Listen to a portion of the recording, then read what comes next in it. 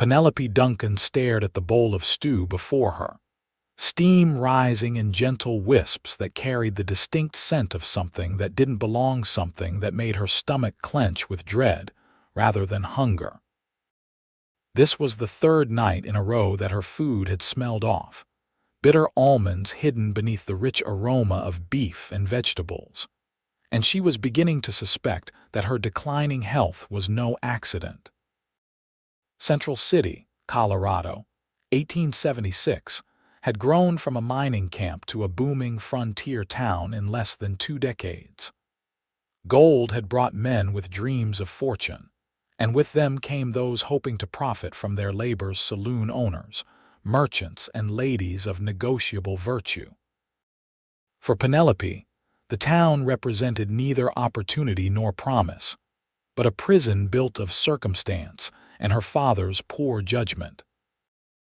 At 22, Penelope had watched her once happy home transform into a place of quiet torment after her father, Thomas Duncan, had married Vivian Holloway just 6 months after Penelope's mother passed from consumption. Where her mother had filled their modest home with warmth and gentle laughter, Vivian brought cold calculation and thinly veiled resentment. "You've barely touched your supper," Vivian observed, her voice honey-sweet as she placed a hand on Thomas's shoulder. "Are you feeling unwell again, Penelope?" Penelope's father looked up from his newspaper, concern etching lines around his eyes. At 53, he had aged considerably in the past year, worry for his daughter's health adding more gray to his once auburn hair. "I'm not very hungry tonight," Penelope replied, forcing a smile. "Perhaps I'll feel better tomorrow." "You really must eat to keep up your strength," Vivian insisted, pushing the bowl closer. "I made this stew especially with herbs to improve your constitution." Thomas nodded in agreement. "Listen to your stepmother, Penny. She's been caring for you so diligently these past weeks." The irony of his words made Penelope's heart ache. For weeks, she had been experiencing strange symptoms: dizziness, stomach pains, weakness in her limbs, symptoms that seemed to worsen after meals prepared by Vivian. At first, she had dismissed her suspicions as paranoia born of grief and resentment, but the pattern had become impossible to ignore. "Perhaps some fresh air would help my appetite," Penelope suggested, rising from her chair with deliberate slowness to hide how her legs trembled. "I think I'll take a short walk before it gets dark."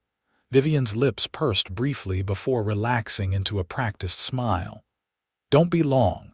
The evenings are getting cooler, and in your fragile state you could catch a chill." Thomas didn't look up from his paper. "Be back before full dark, Penny."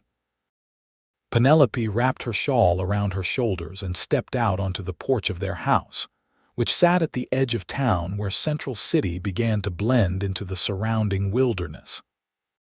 The crisp mountain air filled her lungs, momentarily clearing the fog that seemed to permanently cloud her mind these days. She made her way slowly toward town, no particular destination in mind beyond escaping the suffocating atmosphere of home. As she walked, she contemplated her options, none of which seemed promising. She had no money of her own, no relatives to turn to, and no proof of her increasingly certain suspicion that Vivian was slowly poisoning her. Penelope's feet carried her to the edge of town where Riley's General Store stood adjacent to the town's busiest saloon, the Golden Nugget. The sound of a piano and raucous laughter spilled out into the street, a stark contrast to the silence that dominated her home. "Miss Duncan," a deep voice called out, startling her from her thoughts. She turned to see Kieran Zachariah dismounting from his horse outside the general store. At 28, Kieran was well known throughout the region as one of the most skilled horse trainers and ranch hands. His tall frame and broad shoulders spoke of a life of physical labor, while the quiet intelligence in his blue eyes hinted at a depth most overlooked. "Mr. Zachariah," she acknowledged with a slight nod. They were acquainted in the way most people in small towns were familiar with each other's existence, but not intimate in friendship. "You're looking pale this evening," he observed, his eyes narrowing slightly as he took in her appearance. "Are you feeling unwell?" Penelope was taken aback by his direct question. Most people in town had grown accustomed to her declining health and no longer remarked upon it. "I'm just a bit tired," she replied, the automatic response coming easily to her lips. Kieran tied his horse to the hitching post and stepped closer, his expression serious. "Forgive my boldness, Miss Duncan, but you've been just tired for nearly a month now, and getting more so with each passing day if appearances are anything to judge by." His directness was both refreshing and unsettling. "I've had some health troubles," she admitted vaguely. "Troubles that began shortly after your meals, perhaps?" he asked quietly, glancing around to ensure they weren't overheard. Penelope felt the blood drain from her face. "How could you possibly know that?" Kieran's expression softened. "I've been watching. Not in an improper way," he hastened to add. "My sister died 3 years ago with similar symptoms. Her husband was impatient for her inheritance." The implication of his words hung heavy in the air between them. "You think?" she began, unable to complete the terrible thought aloud. "I think you should be careful about what you eat and drink in that house," he replied grimly. "And I think we should speak more on this matter, but not here in the open." The possibility of having an ally, someone who believed her suspicions without her having to voice them, filled Penelope with a desperate hope. "When and where?" "Tomorrow morning. I'll be exercising horses at Johnson's paddock at the east end of town. Can you meet me there at 10? Penelope nodded, already calculating how she would manage the excuse to her father and stepmother. "I'll be there." "Until then, Miss Duncan," Kieran said, tipping his hat, "and if you'll take some advice, eat only what you prepare yourself tonight." With that, he entered the general store, leaving Penelope standing in the fading light with the first glimmer of hope she'd felt in weeks. She continued her walk through town, her mind racing. Could Vivian truly be poisoning her? And if so, why? Her father's modest success as a mining engineer had provided them comfort, but not wealth. The house was the most valuable thing he owned, and it would pass to Penelope upon his death unless he changed his will. A cold realization settled over her. Perhaps that was precisely what Vivian wanted, to eliminate Penelope and convince Thomas to leave everything to her. By the time Penelope returned home, full darkness had fallen. She found her father dozing in his armchair by the fire and Vivian knitting in the corner, her face a mask of placid domesticity. "You were gone quite a while," Vivian remarked, setting her knitting aside. "Your father was worried. I'm sorry." "The evening air made me feel better, and I lost track of time," Penelope replied, removing her shawl. "Your stew is keeping warm on the stove if you're hungry now." The thought of the stew made Penelope's stomach turn. "Actually, I think I'll just have some bread and cheese. My stomach is still a bit delicate." A flash of annoyance crossed Vivian's features before she smoothed them into a concerned frown. "But the herbs in the stew would help with that. I insist you try at least a few spoonfuls." "Let her be, Vivian," Thomas mumbled from his chair, stirring from his doze. "If bread is all she wants, that's all she'll have." Vivian's lips tightened, but she nodded in acquiescence. "As you wish. I only want what's best for dear Penelope." The falseness of the words made Penelope shiver. She moved to the kitchen, careful to prepare her simple meal where she could see it at all times. She cut a piece of bread from the loaf she had baked herself 2 days prior and sliced some cheese, all while feeling Vivian's gaze following her movements. That night, sleep eluded Penelope as she considered her predicament. The meeting with Kieran tomorrow offered a sliver of hope, but what could he truly do? Without proof, accusing Vivian of attempted murder would be laughed off as the delusions of a sickly young woman. And if they did have proof, what then? Her father's heartbreak would be devastating. Morning came after a fitful night. Penelope dressed carefully in her most practical skirt and blouse, avoiding breakfast entirely by claiming she wanted to attend morning services at the church, a plausible excuse to be away from the house for a few hours. The walk to Johnson's paddock took her 20 minutes, longer than usual due to her weakened state. She arrived to find Kieran already there, leading a spirited bay gelding around the circular enclosure with practiced ease.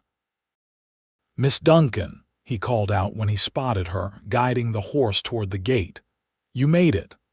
"I said I would," she replied, leaning against the fence to catch her breath.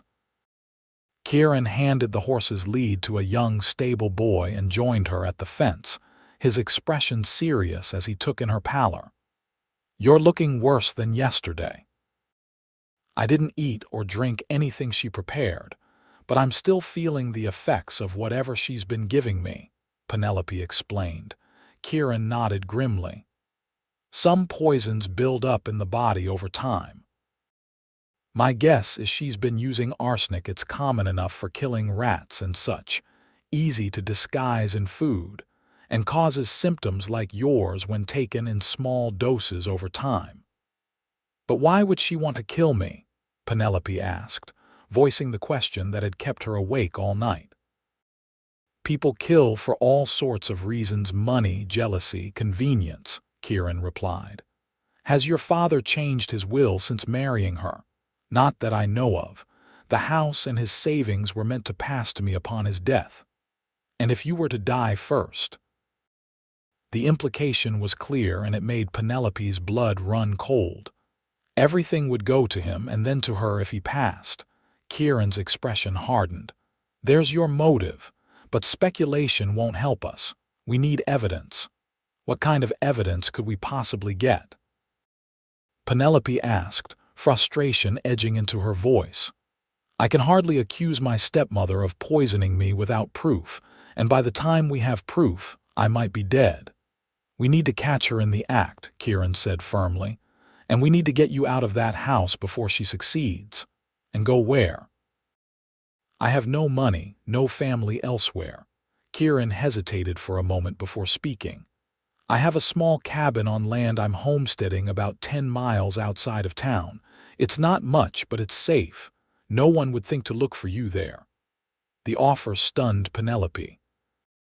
"Mr. Zachariah, I couldn't possibly—" "You can and you will if you want to stay alive," he interrupted, his tone brooking no argument. "I'll stay in town, keep an eye on your stepmother, and try to gather evidence against her. Meanwhile, you'll be safe and can recover from the poison already in your system." The logic was sound, but the impropriety of staying alone in a man's cabin, even in his absence, made Penelope hesitate. "My reputation, your life is worth more than your reputation," Kieran said bluntly. "Besides, no one needs to know where you've gone. We'll make it look like you've left town entirely, headed east perhaps, to visit non-existent relatives." Penelope considered his words. The alternative, returning home to be slowly poisoned to death, was unthinkable. "When?" "Tonight," Kieran decided. "Pack only what you can carry inconspicuously. Meet me behind the livery stable at midnight. I'll have horses ready." The plan was reckless, desperate, and quite possibly the only chance she had. "I'll be there." Kieran's expression softened. "I know this isn't easy, trusting a virtual stranger with your safety. But I promise you, Miss Duncan, I mean you no harm. My only interest is seeing justice done." Penelope studied his face, searching for any sign of deception and finding none. "Why are you helping me, Mr. Zachariah? Truly." A shadow passed over his features. "As I said, my sister died similarly. I suspected her husband but couldn't prove it. By the time I began to investigate, it was too late. I won't let that happen again, not when I can prevent it." The sincerity in his voice convinced her more than his words. "Thank you," she said simply. "Don't thank me yet," he replied with a grim smile. "Thank me when you're healthy and your stepmother is facing justice." With their plan set, Penelope made her way back to town, her mind working through the practical details of her escape. She would need to gather her most essential belongings without arousing suspicion, create a believable reason for her absence the following morning, and somehow make it to the livery stable at midnight without being seen. The day passed in a blur of anxiety and preparation. Penelope carefully packed a small bundle with her most practical clothing, a few personal keepsakes, and the locket containing a miniature portrait of her mother. She hid the bundle beneath her bed, ready to grab when the time came. Dinner that evening was a tense affair. Penelope avoided her food by claiming a severe headache, which wasn't entirely untrue. The symptoms of whatever poison Vivian had been administering still lingered in her system. "Perhaps I should prepare you a special tea," Vivian suggested, her voice dripping with false concern. "I have herbs that might help with your head." "No, thank you," Penelope declined quickly. "I think I just need to rest. If I could be excused." Her father looked concerned but nodded his permission.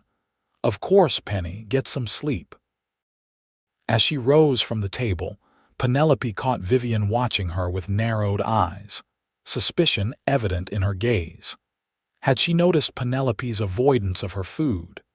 Did she suspect that Penelope knew? In her room, Penelope laid fully clothed on her bed, waiting for the house to quiet. Her father typically retired early, exhausted from his work at the mines, but Vivian often stayed up late, reading or knitting by the fire. Penelope would need to be exceptionally quiet to avoid detection. Hours passed, and finally, the sound of her father's snoring and Vivian's door closing signaled that the household was asleep. Penelope waited another 30 minutes before silently retrieving her bundle and easing her window open. Her room was on the ground floor at the back of the house, allowing for a relatively easy escape. The cool night air hit her face as she climbed through the window, careful to make as little noise as possible. She closed it behind her, leaving it slightly ajar as if she had been careless rather than deliberate. Then, staying close to the shadows, she made her way through town toward the livery stable. Central City was quiet at this hour, with only the occasional lamp burning in a window or the distant sounds of revelry from the saloons breaking the silence. Penelope kept to the back alleys, her heart pounding with fear and anticipation. The weakness in her body made the journey difficult, but determination drove her forward. When she finally reached the livery stable, she saw Kieran waiting with 2 saddled horses, his face half hidden in shadow. "You made it," he whispered as she approached. "Any trouble?" "None," she replied, her voice equally low. "I don't think anyone saw me leave." Kieran took her bundle and secured it to one of the saddles before turning to help her mount.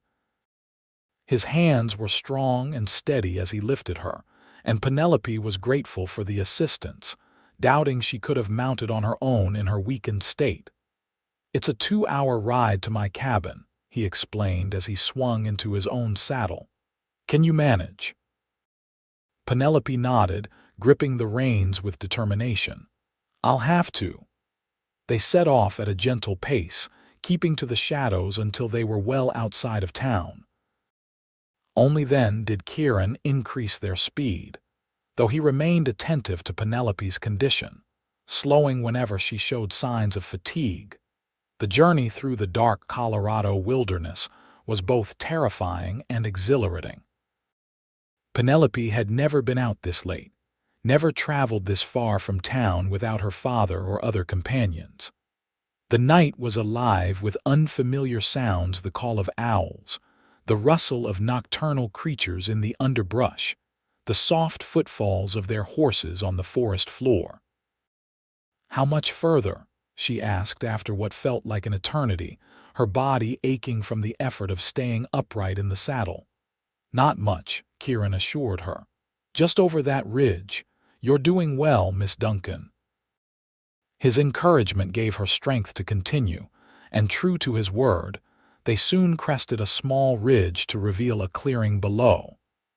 In the center stood a modest cabin, its dark silhouette barely visible against the night sky.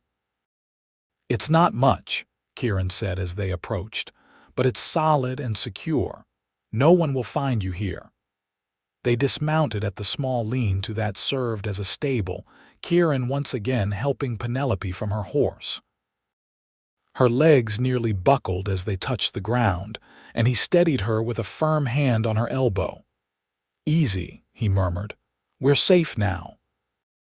The interior of the cabin was simple but clean, consisting of a single room with a stone fireplace, a rough-hewn table with 2 chairs, a small kitchen area, and a bed in the corner. A chest at the foot of the bed and a bookshelf with a surprising number of volumes completed the furnishings. Kieran quickly lit a lamp and set about starting a fire in the hearth. "You should rest," he said, nodding toward the bed. "I'll prepare some food before I head back to town." "You're leaving tonight?" Penelope asked, unable to keep the alarm from her voice. "I need to be seen in town tomorrow," he explained. "If I'm missing the same day you disappear, it might raise suspicions. I'll sleep in the stable tonight and ride back at first light." The logic was sound, but Penelope couldn't help feeling a surge of fear at the thought of being left alone in this unfamiliar place. "What if Vivian comes looking for me? What if she finds me here?" Kieran paused in his task of building the fire to look at her directly. "She won't. No one knows about this place except my employer, and he has no reason to mention it to anyone. Besides, I'll return tomorrow night with supplies and news." Once the fire was blazing, Kieran prepared a simple meal of jerky, biscuits, and coffee. Penelope ate sparingly, her stomach still unsettled from weeks of poison. "There's clean water from the spring behind the cabin," Kieran told her as he prepared to leave. "Food in the pantry and books if you get bored. Bolt the door after I leave and don't open it for anyone but me." "I'll knock 3 times, pause, then twice more." Penelope nodded, memorizing the signal. "How long do you think I'll need to stay here?" "That depends on how quickly I can gather evidence against your stepmother," he replied honestly. "A few days, maybe a week, longer if necessary." The reality of her situation was beginning to sink in. She had fled her home in the middle of the night, was hiding in a cabin with a man she barely knew, and had no idea what the future held. Yet despite these uncertainties, she felt safer than she had in weeks. "Thank you, Mr. Zachariah," she said softly, "for believing me, for helping me." Kieran's expression softened. "Get some rest, Miss Duncan. You're safe now and we'll figure out the rest together." After he left, Penelope bolted the door as instructed and sank onto the edge of the bed, exhaustion washing over her in waves. Despite the strange surroundings and the turmoil of her situation, sleep claimed her quickly, deeper and more peaceful than any she had experienced in months. Morning brought sunlight streaming through the cabin's single window and a clarity of mind that Penelope hadn't felt in weeks. She rose slowly, testing her strength, and found that while still weak, she felt marginally better than she had the previous day. She explored the cabin more thoroughly in the daylight, finding it even more austere than it had appeared by lamplight, but also more charming. Kieran's books revealed eclectic tastes, volumes on horse training alongside works of literature, history texts next to poetry collections. A small desk in the corner held paper and pencils, suggesting he spent time writing or drawing during his stays. Penelope spent the day alternating between rest and small tasks, heating water for a makeshift bath, washing her travel-worn clothes, and preparing simple meals from the supplies in the pantry. The solitude, rather than frightening her as she had expected, provided a welcome respite after months of constant vigilance in her own home. As dusk approached, she found herself watching the path leading to the cabin with increasing anticipation. Would Kieran return as promised? And what news would he bring from town? The sound of hoofbeats just after nightfall made her heart race. She moved to the window, peering cautiously through the curtain to confirm it was indeed Kieran approaching. Relief flooded through her at the sight of his familiar figure dismounting from his horse. The promised knock came 3 raps, a pause, then 2 more, and Penelope hurried to unbolt the door. Kieran entered, carrying saddlebags filled with supplies. His expression was grim, and Penelope felt her momentary relief evaporate. "What happened?" she asked immediately. "Is it my father? Is he all right?" "Your father is fine," Kieran assured her, setting down his burden. "But the town is in an uproar over your disappearance. Your stepmother is playing the role of the distraught maternal figure quite convincingly." Penelope felt a mixture of guilt and anger at the thought of Vivian's performance. "And my father? What does he think?" "He's worried sick," Kieran admitted, his expression softening with sympathy. "He's organized search parties to comb the surrounding area. The prevailing theory is that you wandered off in a state of delirium from your illness and got lost in the wilderness." The pain of knowing her father was suffering twisted in Penelope's chest. "I hate causing him such worry." "It's necessary," Kieran reminded her gently. "Better he worry for a time than mourn you forever." "Did you learn anything useful?" Penelope asked, changing the subject to avoid dwelling on her father's distress. Kieran began unpacking the supplies: food, additional clothing, a few books, and a small medical kit. "I managed to gain access to your house under the pretext of joining a search party. While there, I observed your stepmother preparing food. She's careful, I'll give her that. She keeps a small tin hidden in a false bottom of her sewing basket. I couldn't get close enough to confirm its contents, but the location suggests something she doesn't want found." "That has to be it," Penelope said, excitement momentarily overriding her fatigue. "If we could get that tin, prove what's in it." "I'm working on a plan," Kieran assured her, "but it will take time. Meanwhile, I brought something that might help you recover." He retrieved a small bottle from his pocket. "The doctor in town prescribed this for my own stomach ailments last winter. It should help flush the poison from your system more quickly." Penelope accepted the bottle gratefully, touched by his thoughtfulness. "How long can you stay tonight?" "Until dawn," he replied. "I told people I was checking trap lines in this direction. It gives me an excuse to be away overnight." They shared a simple meal, and Penelope found her appetite improving slightly. As they ate, Kieran filled her in on the details of the search for her and the town's reactions to her disappearance. "Sheriff Miller is organizing the main search efforts," he explained. "They're focusing on the area east of town, following a false lead I may have mentioned about seeing a young woman walking that way yesterday morning." "Clever," Penelope acknowledged. "How long do you think before they give up?" Kieran's expression grew serious.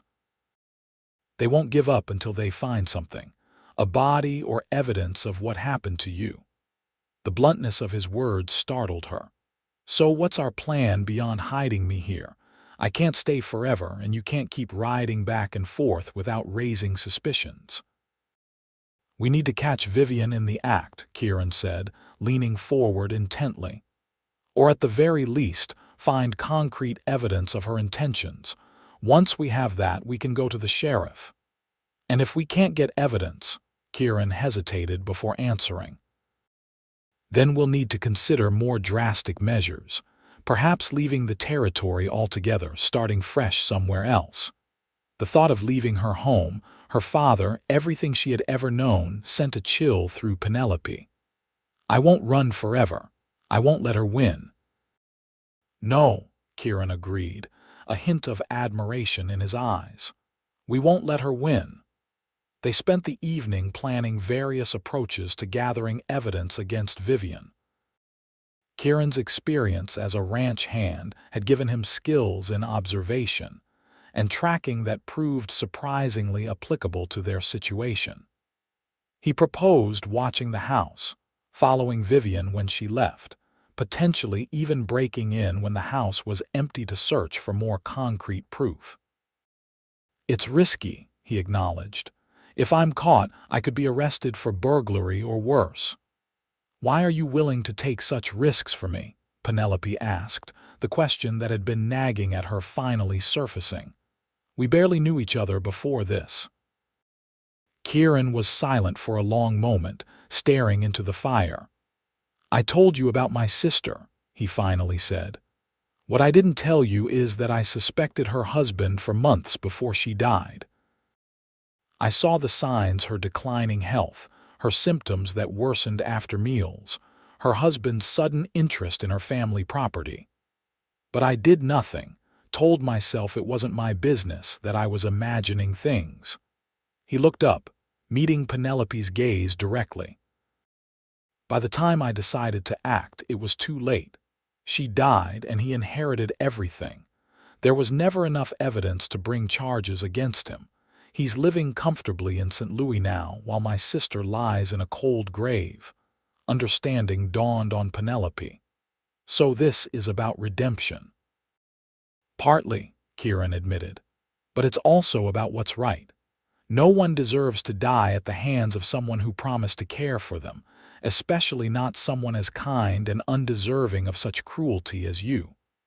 His words, spoken with such conviction, stirred something in Penelope's heart.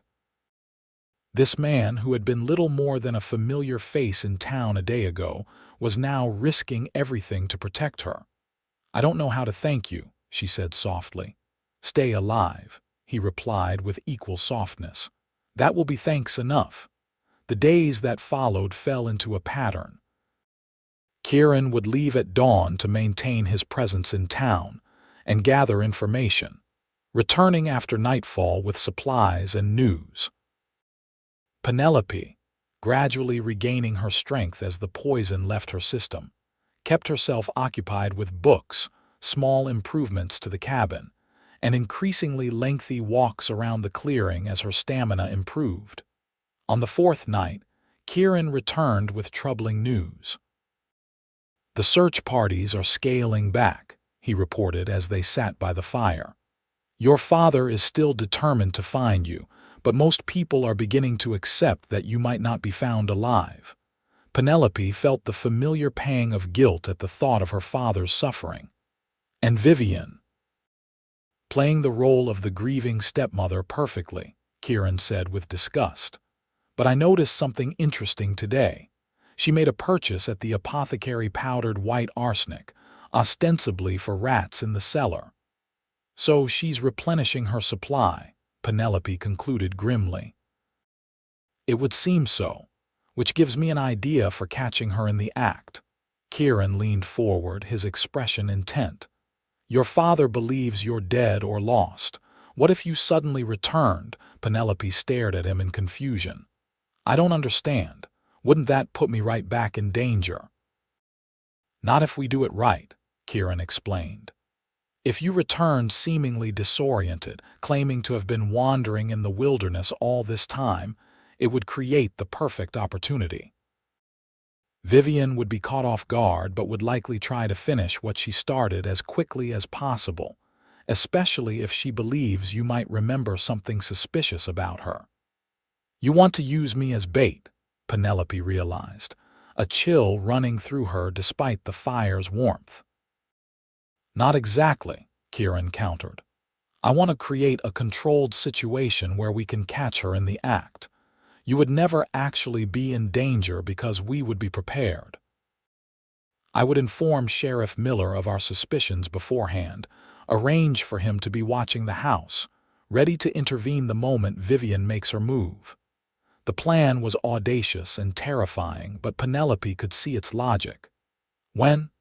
2 days from now, Kieran suggested. It gives us time to prepare, and for you to regain more strength. It also gives me time to speak with the sheriff privately and convince him of our concerns. Penelope considered the proposal, weighing the risks against the possibility of ending this nightmare once and for all. What if the sheriff doesn't believe you?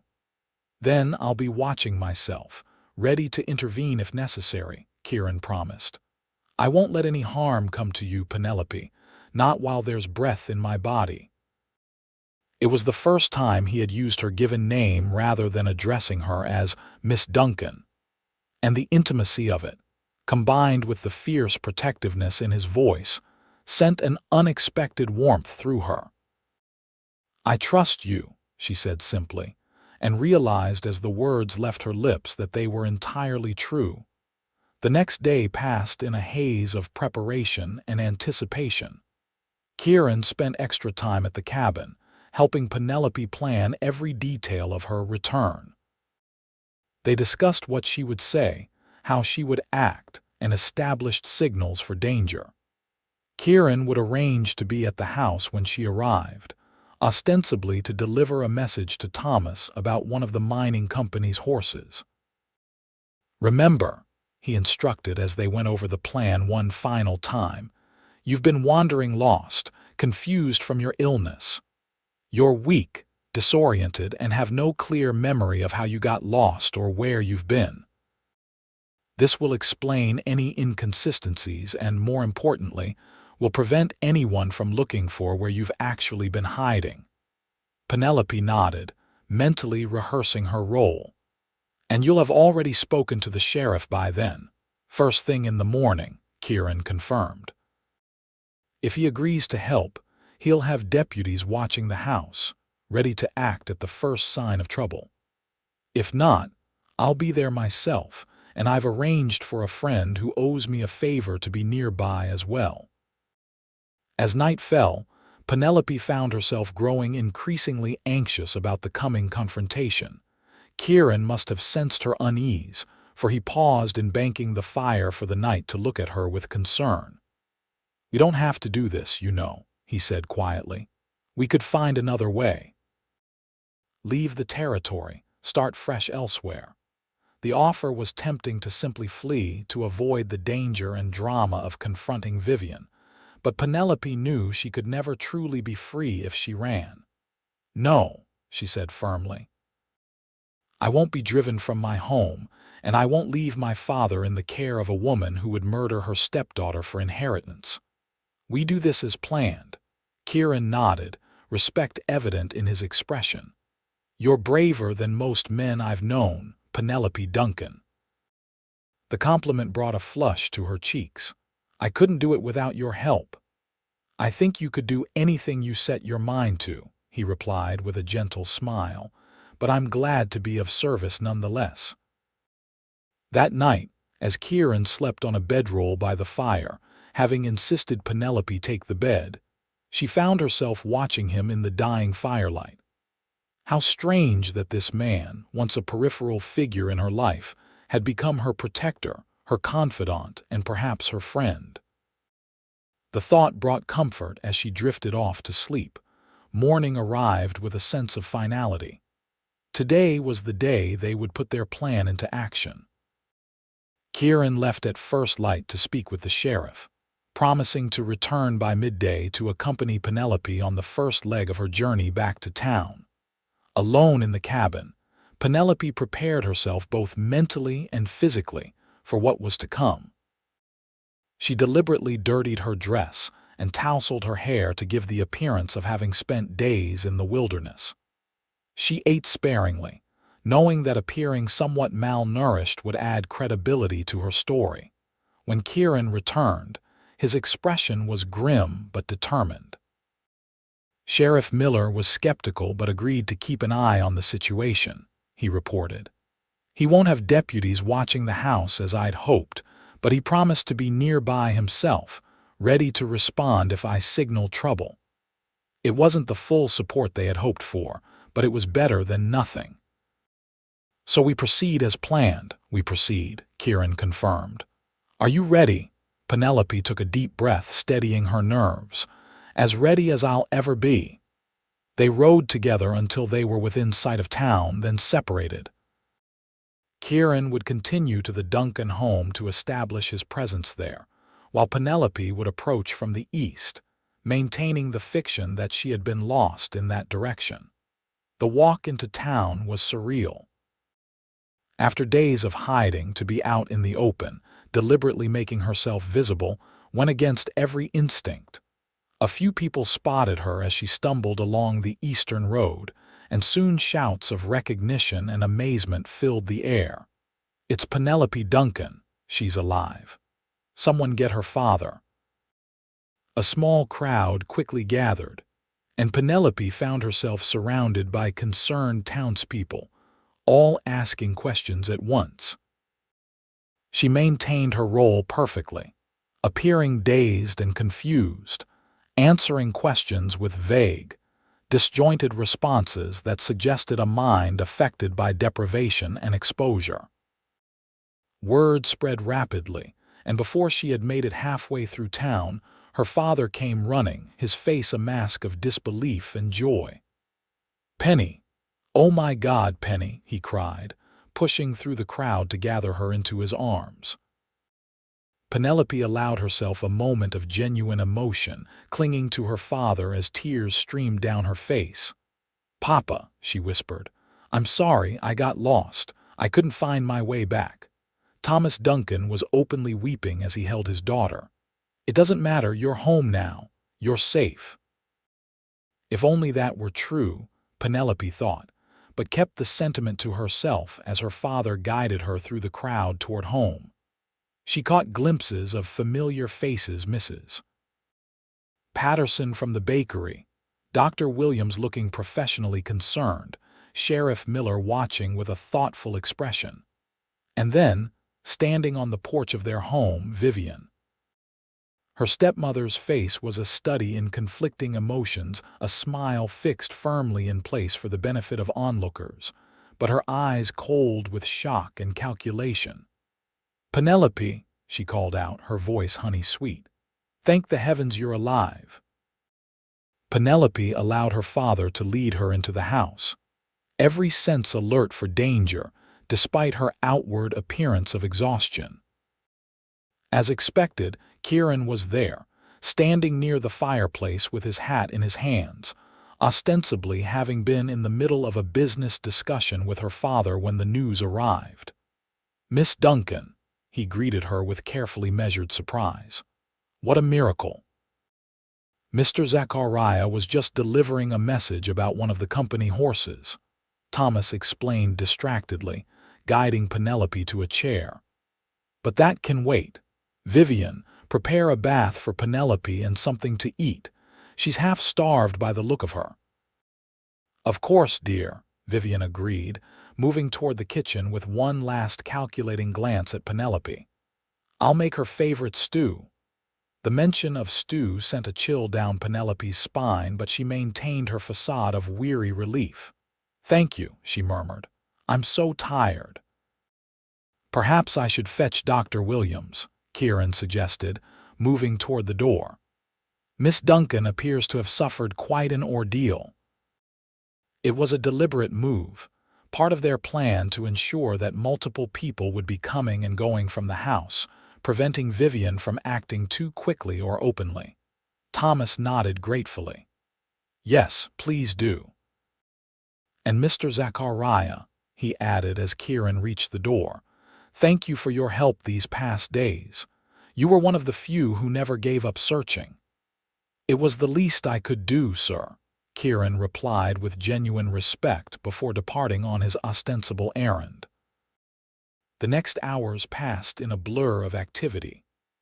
Dr. Williams arrived to examine Penelope, pronouncing her exhausted and malnourished but otherwise unharmed, a miracle of survival, he called it.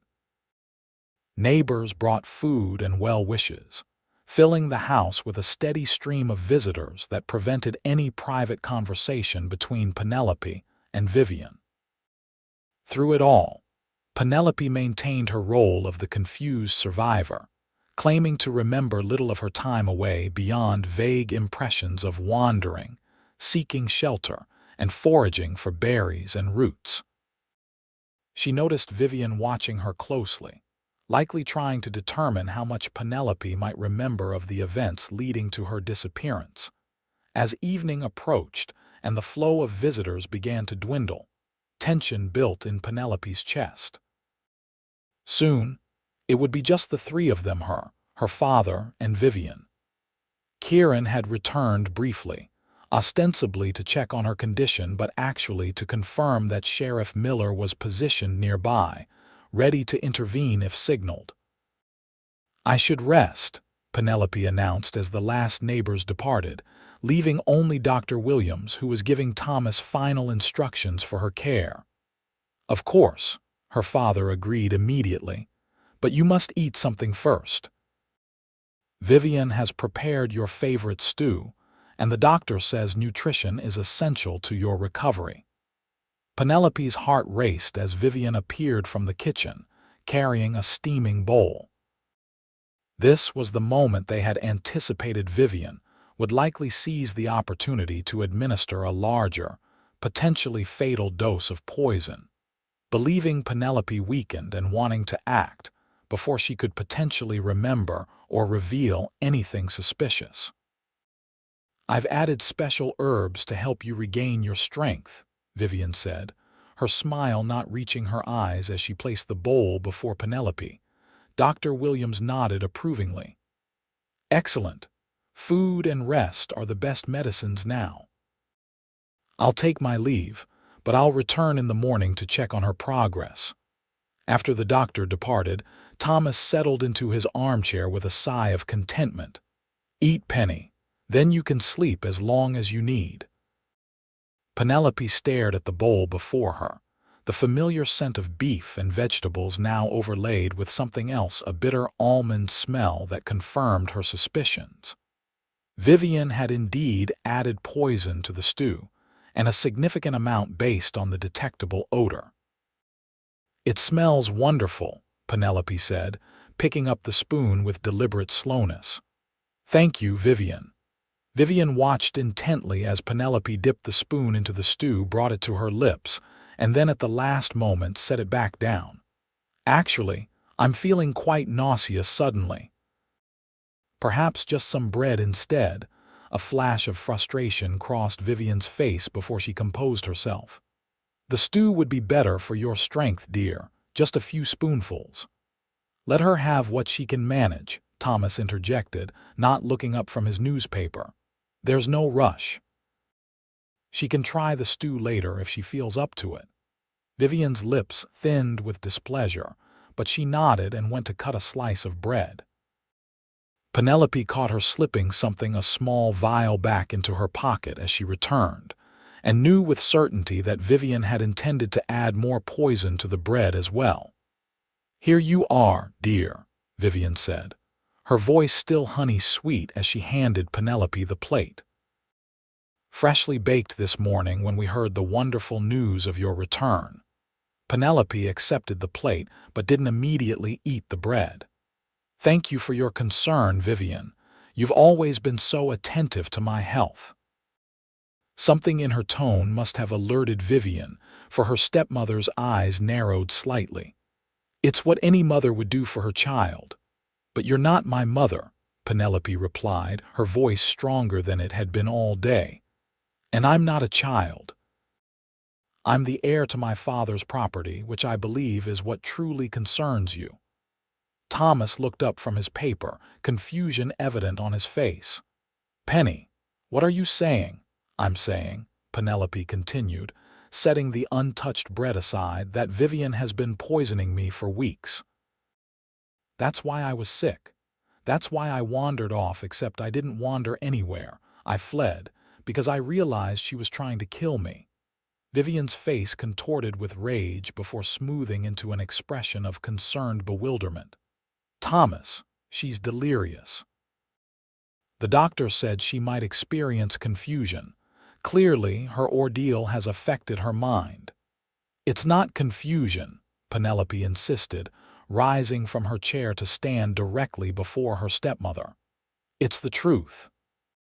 You've been putting arsenic in my food, slowly increasing the dose to make it look like a wasting illness. You planned to inherit everything after I died and my father followed, as he surely would from grief." Thomas stood now, his expression torn between disbelief and dawning horror. "Vivian, is this true?" "Of course not," Vivian exclaimed, her voice rising with indignation. "How could you even ask such a thing? I've done nothing but care for Penelope since the day we married." "Then you won't mind if I ask Sheriff Miller to test this stew for poison?" Penelope challenged, gesturing to the untouched bowl. "Or the contents of that vial you just put in your pocket?" Vivian's face paled. "There's no vial. You're seeing things, making wild accusations because you're not well." "I'm perfectly well," Penelope replied steadily. "The poison has left my system after nearly a week without your special herbs added to my food." Understanding dawned in Thomas's eyes as he looked between his daughter and his wife. "A week? But you were only missing for 5 days." "I was hidden safely for those days, recovering from weeks of poisoning," Penelope explained, keeping her gaze fixed on Vivian, who was now glancing toward the door. "Mr. Zachariah recognized the symptoms. He helped me escape before it was too late." At the mention of Kieran, Vivian's expression hardened. "So that's it," she spat. "You've been hiding with that ranch hand. No wonder you're making these outlandish claims. He's filled your head with nonsense to seduce you." "The only one filling heads with nonsense is you, Vivian," came Kieran's voice from the doorway. He stood there with Sheriff Miller beside him, both men grim-faced as they entered the room. "And we have proof." Sheriff Miller stepped forward, his hand resting meaningfully on his holstered revolver. "Mrs. Duncan, I'm going to have to ask you to stay right where you are. Mr. Zachariah here has presented some concerning evidence, and these accusations warrant investigation." "This is absurd," Vivian protested, but her hand moved to her pocket, drawing the sheriff's attention. "What's in your pocket, madam?" he asked sharply. "Nothing of consequence." "Then you won't mind showing us," Miller insisted. Vivian's eyes darted around the room, seeking escape and finding none. In a sudden movement, she pulled a small vial from her pocket and flung it at the sheriff before making a dash for the door. Miller ducked, and the vial shattered against the wall, but Kieran was ready. He caught Vivian by the arm as she tried to push past him, restraining her despite her struggles. "Let me go," she shrieked, clawing at his hands. "Thomas, tell them I would never hurt Penelope." Thomas Duncan stood frozen, his face ashen as he stared at the shattered vial and the white powder now scattered across the floor. "My God," he whispered, "what have you done?" Sheriff Miller recovered quickly, moving to take Vivian into custody. "Mrs. Duncan, you're under arrest on suspicion of attempted murder. You have the right to remain silent." As the sheriff led Vivian away, still protesting her innocence and hurling accusations at Penelope and Kieran, Thomas collapsed into his chair, his head in his hands. "I brought her into our home," he said brokenly. "I trusted her with my daughter's life." Penelope went to her father, kneeling beside his chair and taking his hands in hers. "You couldn't have known, Papa. She deceived everyone." "Not everyone," Thomas replied, looking up at Kieran with tear-filled eyes. "Thank you, Mr. Zachariah. I owe you my daughter's life." Kieran nodded solemnly. "Anyone with eyes to see would have done the same, sir." "Few did," Thomas countered. "Few would have risked themselves for another's welfare as you did." The days that followed brought both closure and new beginnings. Vivian confessed to the poisoning after samples of the stew confirmed the presence of arsenic. Her motive, as Penelope had suspected, was inheritance. Thomas's modest wealth and property, which would have passed first to Penelope and then to Vivian had both father and daughter died. Penelope's recovery, already well underway thanks to her time at Kieran's cabin, continued steadily. The town, initially scandalized by the revelation of Vivian's crimes, soon shifted to celebrating Penelope's survival and Kieran's role in saving her. What might have been a ruinous scandal, an unmarried young woman spending days alone with a bachelor, was transformed by circumstances into a romantic tale of rescue and protection. 2 weeks after Vivian's arrest, Penelope found herself sitting on the porch of her home, watching the sunset paint the mountains in hues of gold and pink. The sound of hoofbeats drew her attention, and she smiled at the sight of Kieran approaching. "Mr. Zachariah," she greeted him as he dismounted, "this is a pleasant surprise." "Miss Duncan," he returned with a nod, removing his hat as he climbed the porch steps. "I hope I'm not intruding." "Not at all. My father is at a mining company meeting, so I'm enjoying the solitude." Kieran hesitated before sitting in the chair beside her. "How are you feeling?" "Better every day," she replied truthfully. "Dr. Williams says I'm making a remarkable recovery." "I'm glad to hear it." They sat in comfortable silence for a moment before Kieran spoke again. "I've been thinking about what comes next." Penelope glanced at him curiously. "Next, for both of us," he clarified, his usually confident voice tinged with uncertainty. "These past weeks have been extraordinary. Getting to know you under such circumstances has been a privilege, even amid the danger." The sincerity in his voice sent a flutter through Penelope's heart. "I've been thinking similar thoughts," she admitted. Kieran turned to face her directly, his blue eyes earnest. "I know it might seem hasty, given all that's happened, but I find myself unwilling to return to merely nodding acquaintances passing in town. If you'd be willing, I'd like to call on you properly. With your father's permission, of course." The formal request for courtship, so proper and yet so heartfelt, brought a warm blush to Penelope's cheeks. "I would like that very much, Kieran." The use of his given name brought a smile to his face. "Then I'll speak with your father as soon as possible." "He already thinks the world of you," Penelope assured him. "I doubt he'll object." True to her prediction, Thomas Duncan not only approved of Kieran's request to court Penelope, but embraced the idea wholeheartedly.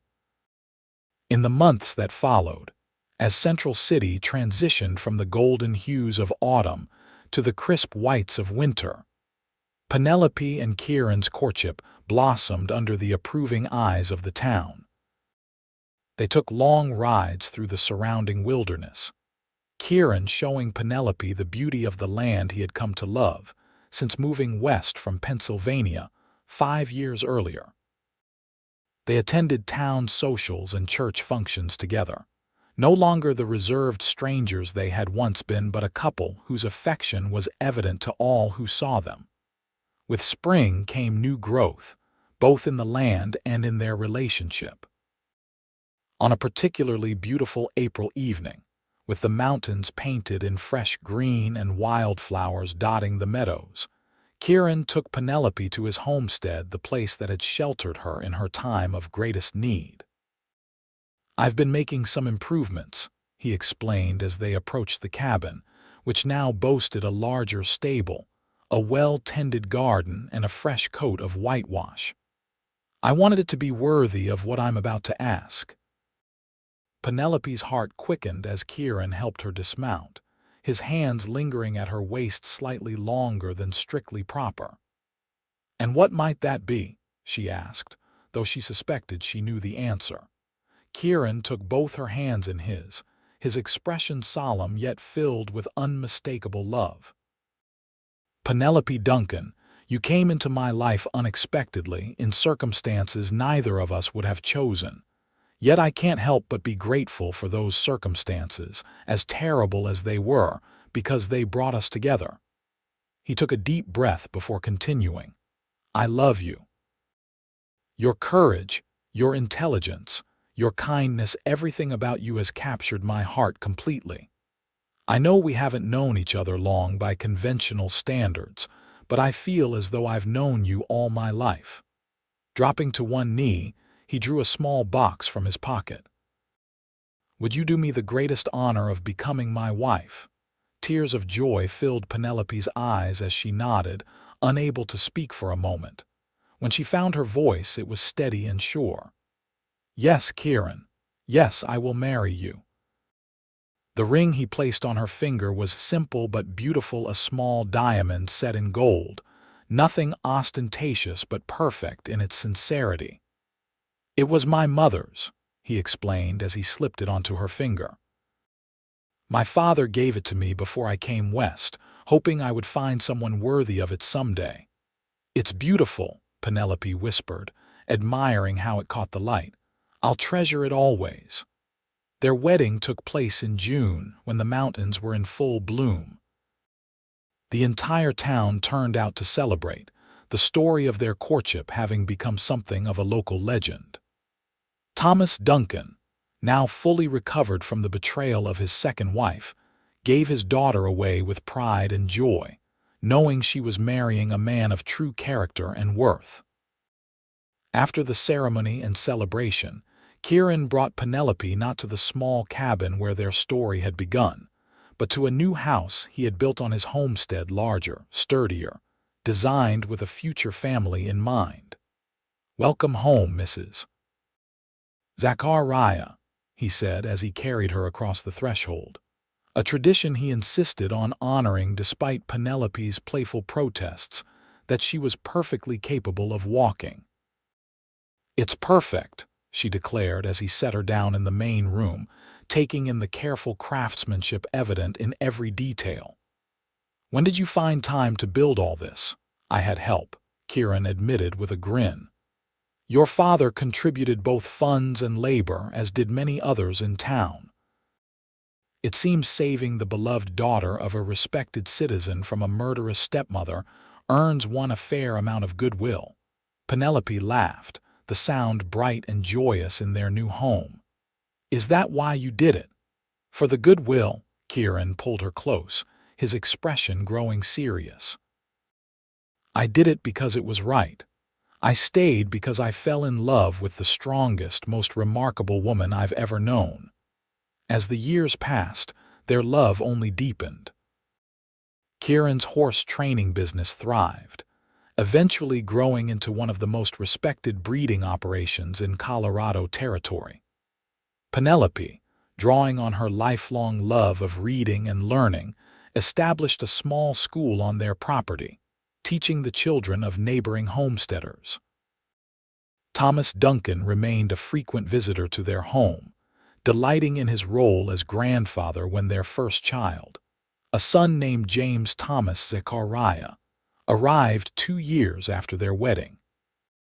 A daughter, Elizabeth Marie, followed 18 months later, and another son, William Kieran, 2 years after that. Central City continued to grow and change as Colorado moved toward statehood, but the story of Penelope Duncan and Kieran Zachariah remained a favorite tale told around fires and at social gatherings. The young woman nearly poisoned by her stepmother, rescued by the observant cowboy who became her husband, it had all the elements of the dime novels so popular in the East, but with the added virtue of being entirely true. On their 10th wedding anniversary, as they sat on the porch of their home watching their children play in the yard, Penelope reflected on the strange journey that had brought them together. "You ever think about how different our lives might have been?" she asked, her head resting comfortably on Kieran's shoulder. "If Vivian had never come into my life, if you hadn't noticed what was happening?" Kieran considered the question thoughtfully. "I believe we would have found each other somehow," he said finally. "Perhaps not in such dramatic circumstances, but souls meant to be together have a way of finding their path." Penelope smiled at the romanticism of his answer, so unexpected from the practical man she had married. For someone who claims to have no interest in poetry, you can be remarkably poetic." "Only about things that matter," he replied, pressing a kiss to her temple. "And nothing matters more to me than you and the life we've built together." As the sun set behind the mountains, painting the sky in vibrant hues of orange and purple, Penelope reflected on the journey that had brought them to this moment, from fear and desperation to love and contentment. The path had been unexpected and at times treacherous, but she wouldn't have changed a single step of it, for it had led her home. In the distance, their children's laughter rang out, clear and joyous in the evening air. Kieran's arm tightened around her shoulders, and Penelope leaned into his embrace, grateful beyond words for the man who had saved her life, and in doing so, given her a life worth living. "I love you," she said simply, words that had been spoken countless times between them yet never lost their meaning. "And I love you," Kieran replied, his voice carrying the same certainty it had the first time he had spoken those words on this very land, now transformed by their shared vision and hard work into a true home. Forever and always. As darkness fell and the first stars appeared in the Colorado sky, they remained on the porch, content in each other's company, secure in the knowledge that whatever challenges the future might bring, they would face them together just as they had from that fateful evening when a perceptive cowboy had noticed a young woman's plight and decided that he would not, stand by and let harm come to her. It was a love born of courage and kindness, tempered by adversity and strengthened by shared purpose. A love that had not only saved Penelope's life, but had given both of them a life more rich and meaningful than either could have imagined alone. And in the end, that was the greatest gift of all,